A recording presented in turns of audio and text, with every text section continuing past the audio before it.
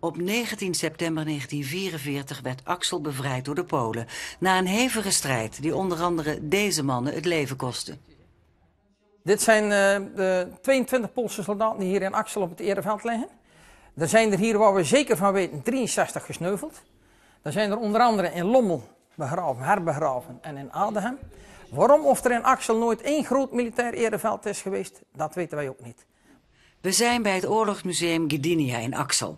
Deze boerenschuur is als door een wonder gespaard gebleven in de oorlog. Hier zien we eigenlijk alle boerderijen die hier in de oorlog, zal maar zeggen, met de bevrijding in brand gegaan zijn. En de enige boerderij die overgebleven is deze boerderij. En daar is het museum in gevestigd. En daar houdt de symboliek niet op. Mario Maas was als klein jongetje al gefascineerd door de oorlog en de geschiedenis van zijn geboortestreek. Maar dat zaadje is eigenlijk al geplant voor zijn geboorte.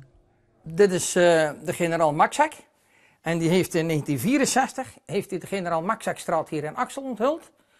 Dit is mijn opa, dit is mijn oma. Mijn oma heeft er toen voor gekookt, ik heb er een handtekening van.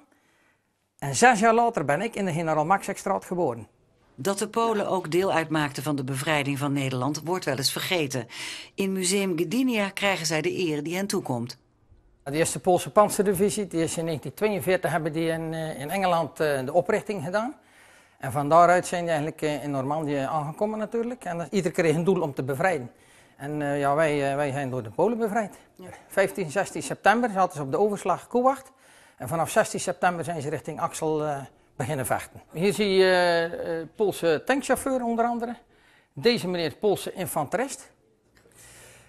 Deze tank overal, dat is van Sylvester Barzinski. Sylvester heeft hier tot 2015 heeft hij nog de herdenking eigenlijk meegemaakt. En Sylvester is na de oorlog in Sint-Gilles-Waas is hij eigenlijk neergestreken. Omdat hij eigenlijk niet meer terug naar hun vaderland konden. Omdat natuurlijk daar het communisme al aanwezig was door de Russen. Naast al het groot materieel, de wapens en uitrustingen is het vooral het persoonlijk drama wat indruk maakt in dit museum. Zoals het verhaal van de 19-jarige Neeltje uit Othene bij Terneuzen. Neeltje die hoorde dat wij hier bevrijd waren in Axel, 19 september. En Neeltje ging er eigenlijk klaarmaken voor de bevrijders te begroeten. Je ziet haar op de foto met haar vriendin en zo. En daar kwam een vliegtuigje over. Zij waren daar aan het rondlopen. De Duitsers hadden heel veel achtergelaten.